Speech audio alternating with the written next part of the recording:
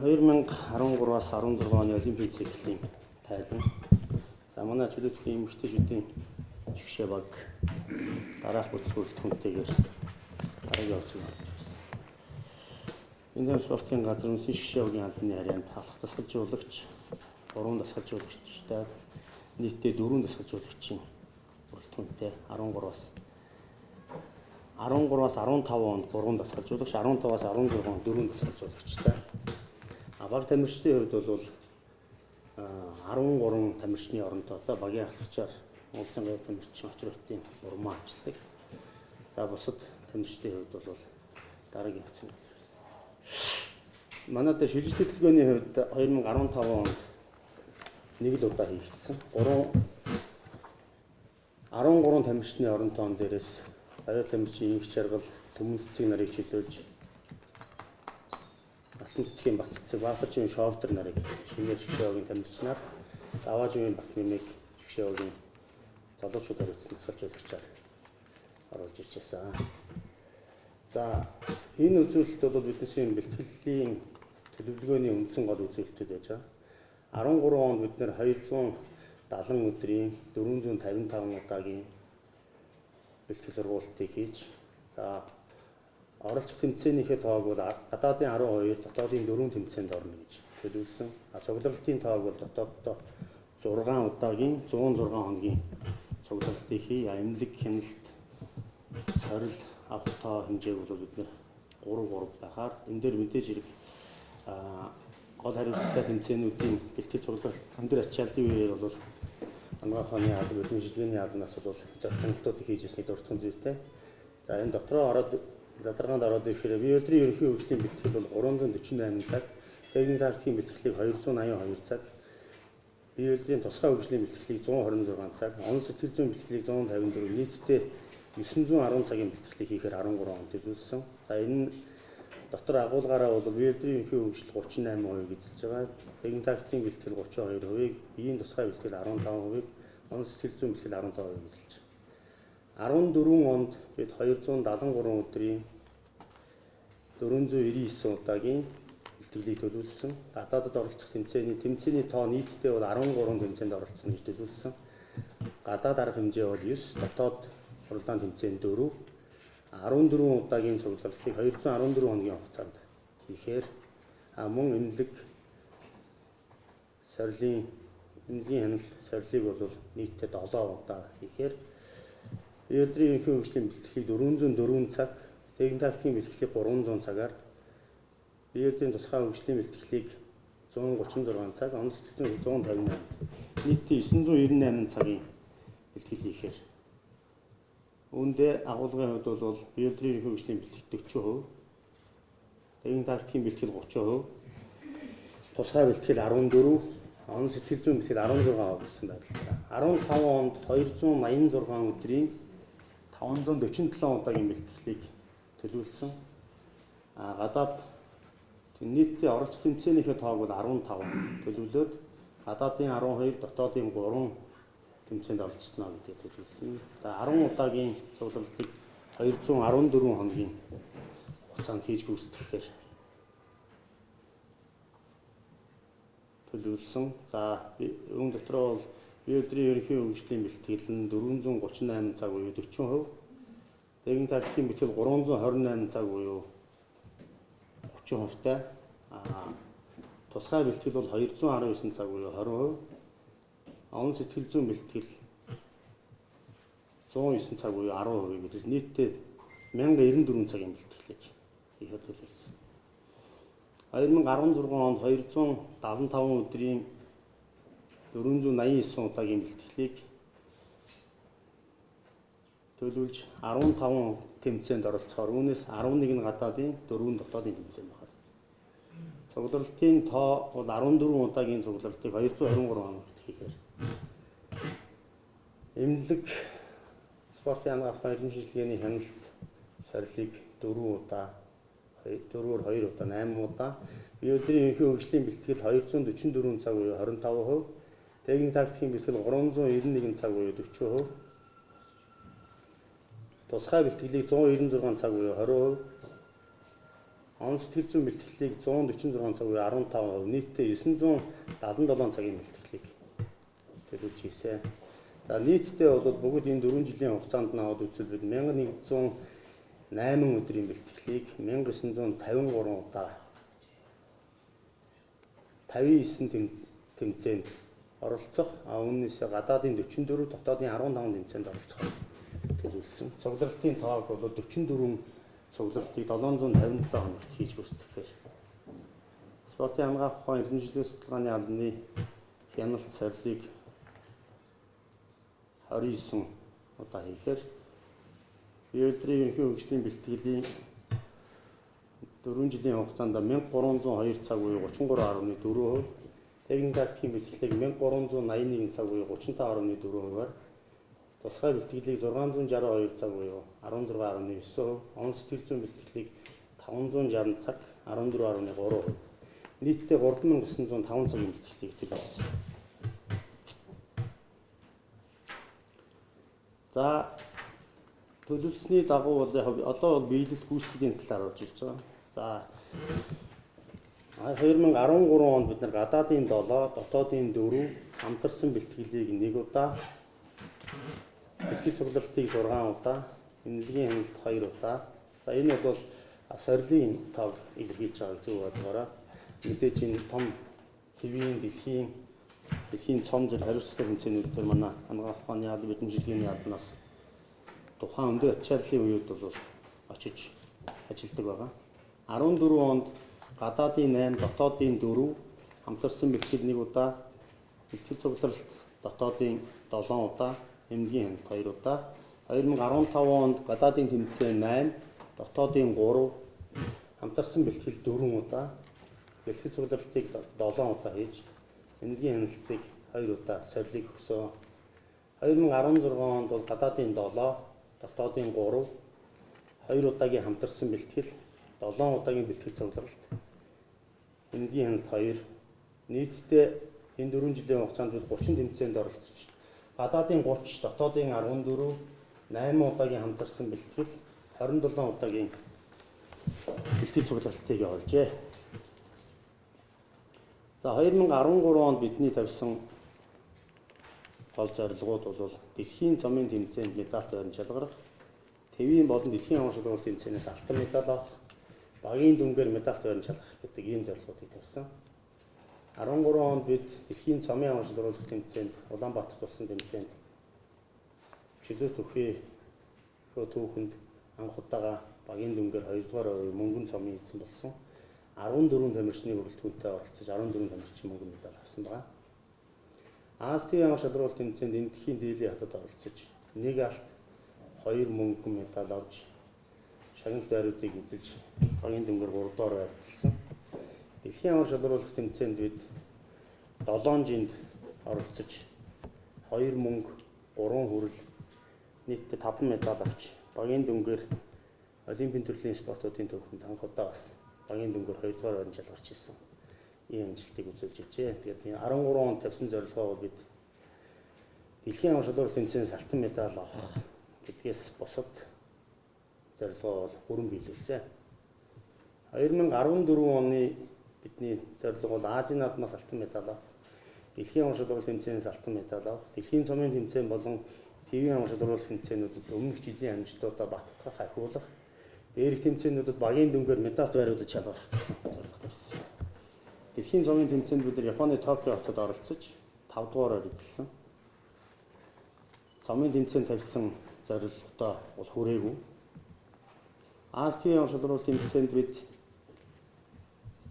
4 мөнгө, 1 хүрэл медалийг Казахстаны Астана хотод Азийн аваргын тэмцээнд оролцож багийн дүнгээр 3 дугаараар эзэлсэн. Эдгээр бид багийн дүнгээр 3 дугаар байраа хадгалсан хэдий ч өмнөх жилийн алтан медаль авсан үзүүлэлтэд бол хүрч чадаагүй. Медалийн тоо ихсэн боловч шанарын хувьд ухралт авсан гэж үзэж байна. Дэлхийн аван шалгуулалт тэмцээн Узбекистаны Ташкент хотод болсон. Энэ тэмцээнд бид 1 алт, 1 хүрэл медаль, Цүнхээгийн цэрэн чимэнд алтан медаль, Очротын Бурма хүрэл медаль авч бид багийн дүнгээр 6 дугаар байранд ухарсан. Өмнөх жилд бид багийн дүнгээр 2 дугаар байранд орж исэн. 5 медаль авсан. 14 оны дэлхийн аваргын тэмцээнд бол 1 алт 1 хүрэл медаль авч багийн дүнгээрээ хураасан юм амжилт бууруулсан гэж үзэж байгаа. Медалийн чанарын хувьд бидэнд ахиц гарсан. 2003 хүрэл медаль авсан ямарсан дэлхийн аваргатай 19 настай дэлхийн аварга болж байгаа. Азийн наадамд бид алтан медаль авах зорилготой байсан. Сүндвийн Бямб цэрэн мөнгөн медаль, Зөвхөгийн цэрэн чимд Очиротын Бурмаа нар хүрэл медаль өртөж Азийн наадмаас алтан медаль авах зорилгоо биелүүлэв. Дараагийн 2015 оны бидний зорилго бол ТV аван шалгаруулалт тэмцээнээс алтан медаль авах. Дэлхийн аван шалгаруулалт тэмцээнээс алтан медаль авах. Дэлхийн аван шалгаруулалт тэмцээнээс 3-аас 4 жинд олимпик ирэх авах. ТV-ийн болон дэлхийн аван шалгаруулалт тэмцээнд багийн дүнгээр медаль бариуд шалгах гэдэг зорилго тавьсан. Дэлхийн цомын тэмцээн Оросын холбооны улсын Санкт Петербург хотод 15 оны 3 дугаар сард болж бид дэлхийн цомын тэмцээний хүрэл медалийг анх удаа бас гадны дэвжээний дээрээс авсан гэдэг ийм амжилтыг үзүүлсэн. Бидний зорилго бол арай ондоо байсан. ТV-ийн дэлхийн цомын тэмцээнд бол бид алтан медаль авах гэсэн зорилготой очсон. Азийн аван шалгаруулалт тэмцээнд Катарын Дохад 8 өний бүрэлдэхүүнтэй оролцож 1 мөнгө 1 хүрэл шагналт байруудыг эзэлж 5 дугаар байрын амжилт үзүүлснээр бол өмнөх жилүүдийн амжилтаас ухарсан. 2 байраар ухарсан. Медалийн чанар, тооны хувьд бас ухралт гарсан. Дэлхийн аван шалгаруулалт тэмцээнд бид алтан медаль авах гэсэн зорилго тавьсан. 63 кг хэмжээнд Сорнзон болдын Батцэг алтан медаль, Зөвхөгийн цэрэн чимээс 60 кг хэмжээнд мөнгөн медаль, хүртэж багийн дүнгээр 7 дугаар байр эзэлсэн. Мөн өмнөх жилийн дэлхийн аваргын багийн дүн 1 байраар хураасан. Дэлхийн аваргын тэмцээнд алтан медаль авах гэсэн зорилгоо биелүүлсэн. 2 хүн финал гаш алтан медалийн төлөө барилдсан. За ингээд ТV аваргаас алтан медаль өртөх зорилгыг биелүүлээгүй. Дэлхийн аван шалгаруулалт тэмцээнд бид Олимпийн 3-аас 4 жинд ирэх авна гэж төлөвлөсөн бол 2 жинд буюу 63, 69 кг-ийн жингүүдэд ирэх авсан. Энэ зорилгынхаа 50% биелүүлсэн. ТV-ийн болон дэлхийн аван шалгаруулалт тэмцээнд багийн дүнгээр медаль байран шалгарна гэсэн зорилготой хүрч таг. За 16 оны хувьд бол бид нэр эрх олох тэмцээнүүдээс 2-оос 3 эрхийг нэмж авч Олимпийн наадамд бүтэн багаараа оролцсон. Зорилго тавьсан. ТV-ийн аван шалгаруулалт тэмцээнд залуу халаа тамирчтай оролцуулж туршлагажуулах, алтан медаль авч багийн дүнгээр эхний 3 байр шалгарах. Зуны Олимпийн наадамд аврах төрүүлж 1-2 медаль авах гэдэг зорилгыг тавьсан. Дэлхийн аван шалгаруулалт яг энэ бид нар 13 онд энэ төлөвлөгөөг хийж Олимпийн циклийн төлөвлөгөө хийж ирсэн. Тэр үед бол яг Олимпийн дараа болгон эмэгтэй төрөл дээр бол дэлхийн аван шалгаруулалт тэмцээн болдог байсан. Яг тэрүүгээр төсөөлж хийсэн энэ зорилгоо. Токио 2020 Олимпийн найдвар залуу халаа тамирчтай дэлхийн аван шалгаруулалт тэмцээнд оролцож 2-оос 3 медаль авах. Энэ зорилго маань бол одоо Унгарийн Будапештэд болох Олимпийн бус жингийн дэлхийн аварга болохоор 12 дугаар сард. За ингээд Азийн аван шалгаруулалт тэмцээнд бид нэр 2 алтан медаль авсан, 3 хүрэл медаль авсан. Багийн дүнгээр 4-р байранд орсон. 55 кг, 75 кг-ийн жингүүдэд даваас өхийн отхон цэцэг Очиротын Бурмаа нар алтан медаль авсан. Казахстаны Астанад болсон Олимпийн эрхийн тэмцээнд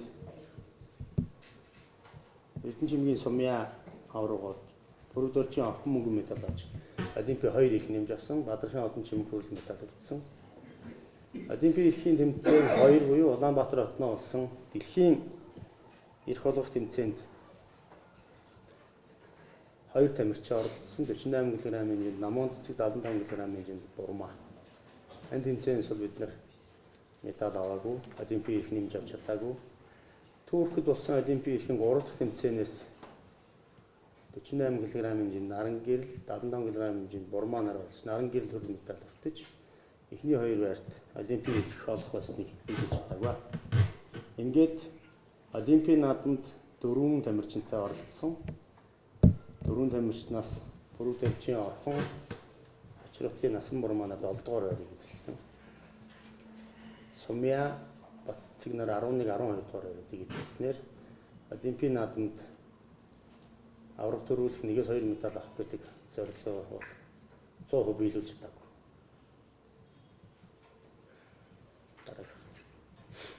За 4 жилийн циклд авсан медалийн тоогоороо бол 13 онд бид нэр 12 алт, 28 мөнгө, 19 хүрэл нийтдээ 59 медалийг, 14 онд 11 алт, 15 мөнгө, 15 хүрэл нийтдээ 41 медалийг, 2015 онд 17 алт, 8 мөнгө, 22 хүрэл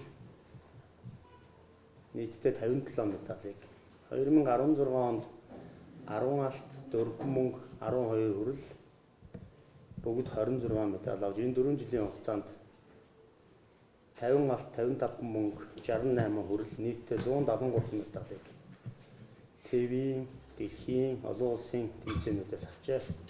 ТV-ийн болон дэлхийн аварга шалгаруулах тэмцээнүүдээр авч үзвэл 13 онд АСТV аваргаас 1 алт, 2 мөнгө, дэлхийн аварга шалгаруулах тэмцээнээс 2 мөнгө, 3 хүрэл, 14 онд ТV аваргаас 4 мөнгө, 1 хүрэл, дэлхийн аваргаас 1 алт, 1 хүрэл, 15 онд ТV аваргаас 1 мөнгө, 1 хүрэл, дэлхийн аваргаас 1 алт, 1 мөнгө,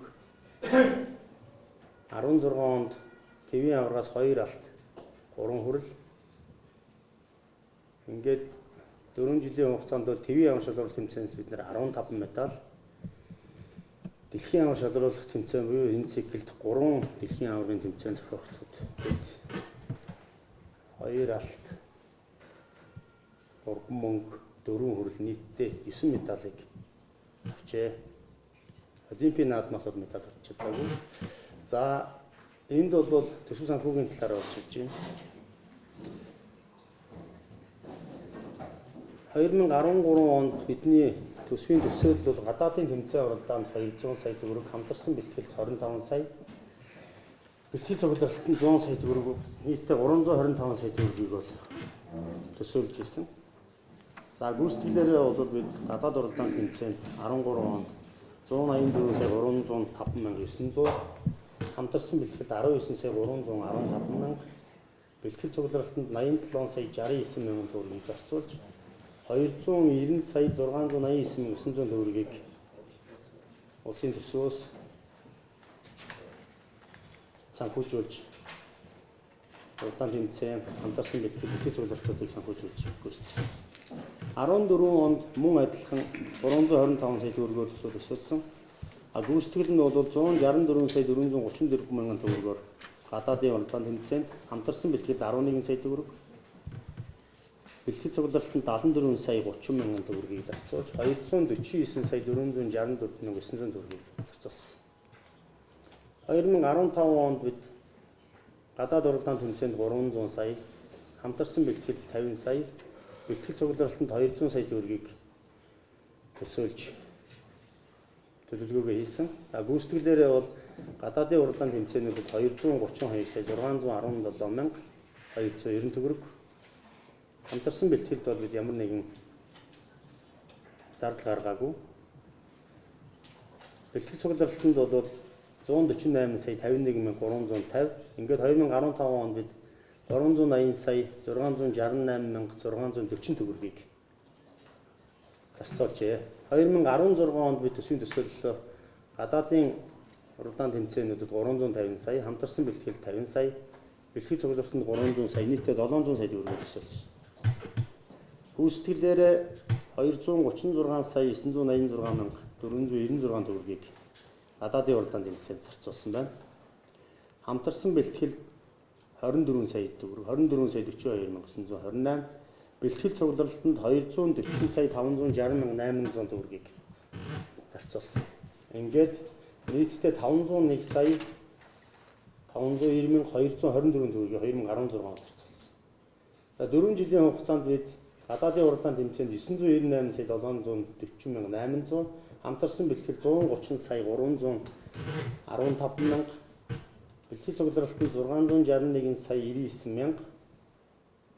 Тэгээд нийтдээ тэрүүн 950 сая төгрөгийг зарцуулна гэж төлөвлөж төсөөлсөн. Үүнээсээ бид гүйцэтгэх дээрээ гадаадын уралдаан тэмцээнд 818 сая 343,386 төгрөг, хамтарсан бэлтгэлд 54 сая 357,928, бэлтгэл цуглаалтанд 549 сая 711,150 төгрөгийг зарцуулж нийтдээ тэр бом 422 сая 412,764 төгрөгийг зарцуулжээ 4 жилийн хугацаанд. Тэр доор 83 сая 671,339 төгрөг гэж гаргасан. Энэ бол манай шигшээ багт 13 тамирчин, 4 дасгалжуулагч, нийтдээ 17 хүний бүрэлдэхүүнтэйгээр ажиллаж байгаа. Нийт 4 жилийн хугацаанд зарцуулсан мөнгөө 17 хүнийхээ оронтоонд хуваагаад үзэхэд нийтдээ энэ 4 жилийн хугацаанд зөвхөн дээрх 3 зориулалтаар 83 сая 671,339 төгрөгийг зарцуулсан байна.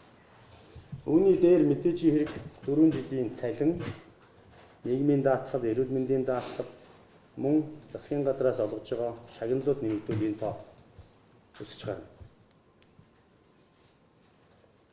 За ингээд дүгнэлт рүүгээ оръё. Багийн бүтэц зохион байгуулалтын талаар хамт олонны эв нэгдэл дотоод уур амьсгалыг дээд зэргээр сахин хамгаалах шаардлагатай байна. Тамирчид, дасгалжуулагчдын сахилгал ёс зүйг дээшлүүлж соён гэгэрүүлэх үйл ажиллагаа явуулах. Үндэсний шгшээ багийн тамирчдын оронтойг нэмэгдүүлэх, шилжилт хөдөлгөөнийг богино хугацаанд хийдэг байх хууль эрх зүйн орчныг бүрдүүлж өгөх бас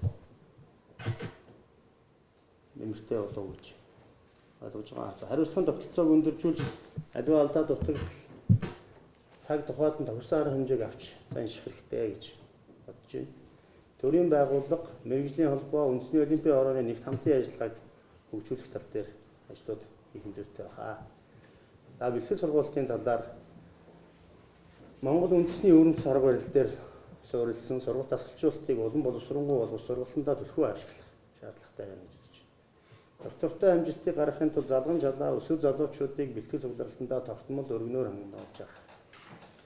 Циклийн туршид үе шаттайгаар төлөвлөж дэлхийн түвшинд ойртож очсон бие өдрийн ерөнхий хөгжлийн болон тусгай хөгжлийн бэлтгэлжилтийг хадгалж цаашид улам давуу зэрэгт хүргэн хөгжүүлэх. Техникийн болон дүрмийн зүйл заалттай уялдсан тактикийн хөлбөрүүдийг байнга шинжилэн боловсруулж тамирчдад танилцуулга хийж зарим тэмцээнд туршиж ашиг. Спортын ангаах ухааны ял эрдэнэ чиглэлийн судалгааны албатай хамтран судалгаа шинжилгээнд суурилсан шинжлэх ухааны олд амжилтыг цаг алдалгүй Монгол хөрсөн сууршуулан цогц байдлаар төлөвлөн ажиллах нь цаашдын ажилд бас тэмтэй болов гэж ойлгож байгаа. Дасгалжуулагчдын мэдлэг боловсрол, ёс зүй, ур чадварыг дээшлүүлэх тал дээр сургалт семинаруудад хамруулах, тэдэнд тавигд шаардлагыг өндөржүүлж чадварлаг цомхон багийг бүрдүүлэн ажиллах. За эцэст нь бид 4 жилийн цикл тавьсан зорилгоудаа шат дараалан биелүүлэн ирсэн. Энэ циклийн хугацаанд бид дэлхийн аварга 2, залуучуудын дэлхийн аварга 2, Тэвийн аварга 3, универсиад наадмын аваргыг бэлтгэж гаргаж 3 жилийн хугацаанд дэлхийн аваргын тэмцээний 9 медалийг авчээ.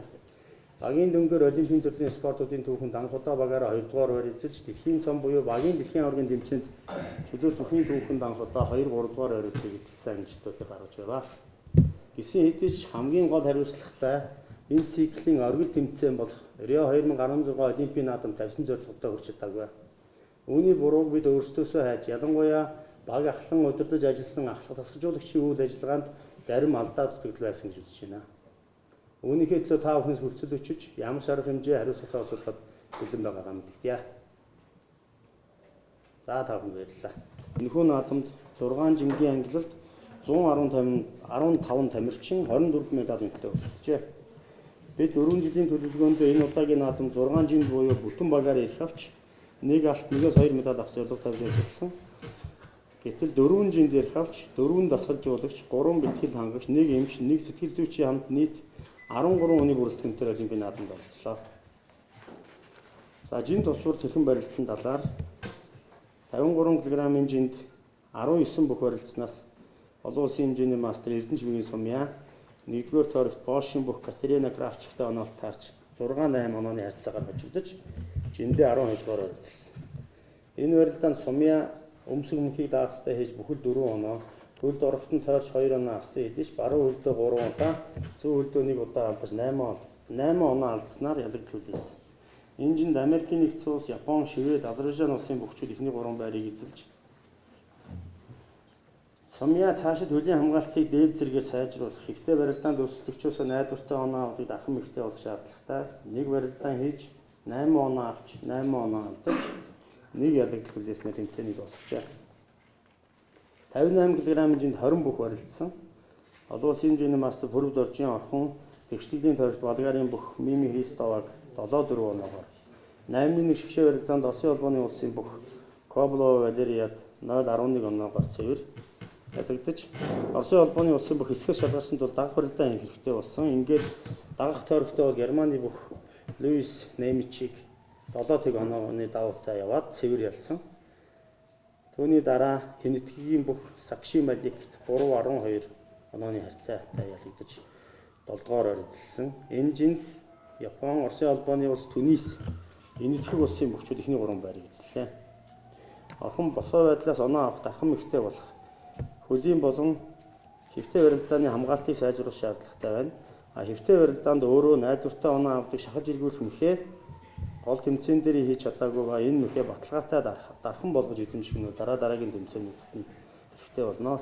Бие барилдрын хөгжлөөр бол орхон жиндээ дээгүүр орох хэмжээнд байгаа гэдгийг барилдааны арга барилдаа тодорхой өөрчлөлтүүд хийх зүйтэй байна. 4 барилдааны хийж 2 ялж 2 ялагдан 17 оноо авч 27 оноо алдсан үзүүлэлттэй байна. 63 кг хэмжээнд 19 бүх барилдсан. Монгол улсын гая тамирчин Сорон Зумбалдын Батцэг 1-р хэсгийг ахлан барилдаж 8-1 шгшээ барилдаанд Нигерийн бүх оборудууд 3-1 оноогоор ялж 4-1 шгшээ барилдаанд Америк нэгдсэн улсын бүх Елена Пришковад 2-3 онооны харьцаагаар ялагдаж Америкийн нэгдсэн улсын бүх хэсгээс шалгаж чадаагүй учраас жиндээ 11-р байр эзэлж энэ жинд Япон, Беларусь, Казахстан, Польшийн бүхчүүд ихний 3 байрыг эзэлсэн. Барилдааны хувьд 2 барилдаж, 1 ялалт, 1 ялагдал хүлээсэн бол 5 оноо авч 4 оноо алдсан. Батцгийн хувьд бол Олимпийн наадамд оролцохоор очсон байх үедээ 8 дугаар сарын 12-ны өдрийн бэлтгэлээр баруун мөрөндөө гэмтэл авсан түүний барилдаанд цөргөөр нөлөөлсөн гэж үзэж. 69 кг хэмжээнд 18 бүх барилдсан. 8-1 шгшээ барилдаанд насан бурмаа маань Тайван улсын бүх Венчентэй оноотой 6-0-ын оноогоор хожиж явах үед өрсөлдөгч бүхэн бол гэмтэл авсны улмаас цэвэр ялтыг авсан. Ингээд дөрөвдүгээр шгшээ барилдаанд Оросын холбооны улсын бүх Олимпийн аваар Наталья Воробьеватай оноолт таарж 2-3 оноогоор ялагдаж дагах тойргийн барилдаанд Казахстаны бүх Эльмира Сыздиковад мөн 2-3 гэсэн оноогоор ялагдсанаар жиндээ 7-дугаар явуулсан. Насан бурмаагийн хувьд Оросын холбооны улсын бүхтэй хийсэн барилдаанд оноогоор дутуу яваад сүүлийн 15 секундэд оноо алдаж Казахстаны бүхтэй барилдахдаа оноо дутуу явсан үедээ хөл авсан байдлаа оноо олгож чадаагүй зэрэг нь Олимпийн наадмаас медаль хүртэх боломжоо алдсан зүйл болсон. Нийт 3 барилдаж, 1 ялж, 2 ялагдаж, 10 оноо авч 6 оноо алджээ. Ингээд манай эмэгтэй баг тамирчид Олимпийн дэвжээнд 4 ялалт, үүний 2 нь цэвэр ялалт, 5 ялагдал, үүний 1 нь оноогоор цэвэр ялагдсан. 40 оноо авч 45 оноо алджээ. 2 тамирчин 7 дугаар байр, 2 тамирчин 11, 12 дугаар байруудыг эзэлсэн. Олимпийн наадамд тавьсан бүтэн багаар оролцох 1 алтан медаль, 1-2 медаль авах гэсэн үндсэн зорилгодоо хүрч чадаагүй. Амжилтгүй оролцсон байдлыг баг ахалж удирдсан ахлах тасалж хүчин үйл ажиллагаатай холбож үзэж байгаа. Үүний учир шалтгааныг нарийн уул үндэстэй дүгнж гаргаж хойштын бүхэн ирээдүйд тустай болох болов гэсэн үүднээс хэдэн санал хэлхийг хүсэж байна. Бэлтгэл сургуулийн талаар үндэсний өвөрмөц уламжилт арга барилаа гүнзгийрүүлэн баттгах нийт багийн хэмжээнд хөлийн хамгаалтыг дээд түвшинд хүргэх, хэвтэй барилдаанд дархан мэхийг нийт багаараа эзэмших, хэвтэй барилдааны хамгаалтыг дээд түвшинд хүргэх гэдэг. Тэгэхээр бие барилдрын ерөнхий хөгжлийн талаар бол ерөнхий болон тусгай хөгжил, ажиллах чадвар зэрэг өнөөдрийг хүртэл төлөвлөгдсөн хийж ирсэн түвшин хадгалж, үүнийг өшөө цааш нь давуу зэрэгтэй болгон ахиулах тал дээр фото судалгаатай ажиллах зүйтэй болов. За биомеханикийн олд амжилтуудыг ашиглаж тухайн тамирчин бүрийн дархан мэхүүдэд үйлчлэх бүлэг хүчингуудыг хөгжүүлэх тал дээр ажил хийх шаардлагатай. За сэтгэл зүйн тал дээр бол 2015 оны 3 дугаар сараас Соронзонбалдын Батцэгтэй 2016 оны 11-р сараас эмэгтэйчүүдийн шгшээ багтай хамтран ажилласан иргэдийн сэтгэл судлалын хүрээлэнгийн мэрэгжлийн спортын сэтгэл зүйчдтэй циклийн туршид үргэлжлүүлэн ажиллаул бас үр дүн нь илүү гарах болов гэж ойлгож байна. За спортын ангаах ухааны тал дээр манай шгшээ уугийн тамирчид эмнэлэг ангаах ухааны албанаас шаардлагатай эм тариа бүтээгдэхүүнүүдэд цаг тухайд нь авч хэрэгжилж байдгаас гадна багийн эмч нар маань маш хариуцлагатай сэтгэлтэй ажиллаж байдаг гэдгийг өргөж талархаж явдаг. Энэ дээр бид зөвхөн нэг санал, таамаг бүхүү нэг юм оруулсан байна. Бид мелдониум суурьтай мелдернат гэдэг бүтээгдэхүүнийг 2010-аас 2015 оны 12 дугаар сарын 31-ний өдрийг хүртэл хэрэгжилж ирсэн байдаг. Харин энэ нэмийг 2016 оны 1-р сарын 1-ээс эхлэн хэрэглэхийг хориглож сэргээшийн төрлийн бэлтгэлийн жагсаалтад агуулсан. Манай тамирчид энэ нэмийг капсул болон тарилгын байдлаар хэрэгжилж ирсэн. Энэ олон жилийн хугацаанд хэрэгжилж бие махбодод энэ эмийн үйлчилгээнд дасан зохицсон байсан болов. Энэ бэлтгэлийг хориглох тухай мэдээлэл 2015 оны 9-р сарын сүүлээр гарсан байдаг. Энэ үеэс эхлэн бид эрэл хайгуул хийж мелдернаттай ижил үйлчилгээ бүхий сэргээшийн бүртгэлд ороогүй баруун Европ, Америк, Канадын тамирчдын хэрэгжилж байгаа энэ бэлтгэлийг орлуулан хэрэглэсэн бол зүйтэй байсан болов уу гэж бас бодож байгаа. Энэ тал дээр мэдээж манай ангаах ухааны албаны туршлагатай эмч мэргэжчнүүд дараагийн баг тамирчид дээрээ гарцыг хайж олно гэдэгт итгэлтэй байна. Төсөв санхүүгийн талаар бол Олимпийн наадамд бэлтгэх цугларалтыг манай баг биеийн спортын хөгжлийн төвийн гэрээт байгуулах говьр сар цогцлборт 32 оны бүрэлдэхүүнтэй хийсэн. Энэ цугларалтанд 70 сая 400 мянган төгрөгийг зарцуулсан. Олимпийн наадамд үндсэн баг тамирчдаас гадна бэлтгэл хангах сэтгэл зүйчдийг хамруулан оролцуулахад нэмэлт санхүүжилтүүд гарсан. Рио 2016 наадмын өмнө Бразил улсад бэлтгэлийн баазад байрлан бэлтгэл хийх зэрэг дээр бол зардал гаргаж дэмжсэн та бүхэндээ талархал илэрхийлье. Эцсийн дүгнэлтийн хувийн өөрийн дүгнэлтээр энэ бэлтгэлд энэ маш хөрөнгө санхүү гаргаж энэ дүгнэлт маш их өндөр хэмжээнд бэлтсэн. Энийн хариуд бол бид маш амжилттай оролцоо. Энийг бид хүлээн зөвшөөрөх ёстой. Табины гац өөрийн дүгнэлтүүд энэ сайхан төлөлд санхүүс баснаас гадна хүн бас хариуцлагагүй. Дээрнээс энэ багийн эв нэгдэл би юу хэлэх гээд байна гэхээр хүн бол одоо энэ хорвоод ирдэг бас буцдаг. Тийм учраас бид бол аль болохоор одоо хооштой эв нэгдэлтэй, эв найрамдалтай хийнийг хүндэлдэг, өөрчилдөг, аливаа нэгэн хар цагааныг буруу ялгаж салгадаг. Ийм байвал бид бүхний амжилт бол улам дээшээ явж сайхан байна гэдгийг л өнөөдөр хамт олонныхоо хэлье. Одоо бидний ганц алдаа бол бас энэ 4 жилд бас зөх хэмжээ хар цагаанаар янз бүрээр биегээ шүүмжилдэг, бас янз бүрээр хэлдэг ийм байдал үүснээс энэ алдаа бол энэ амжилт бол ингэсэн бахаа л гэж олимпийн медаль авах. Одоо өөр бол хооштой гэдэг ийм нэгдэлтэй, эв хэмжинтэй. Ганц үнэн үг бол эрдгийн шүү гэдэг бас буцдгийн шүү гэдгийг санаж яваарай л гэж.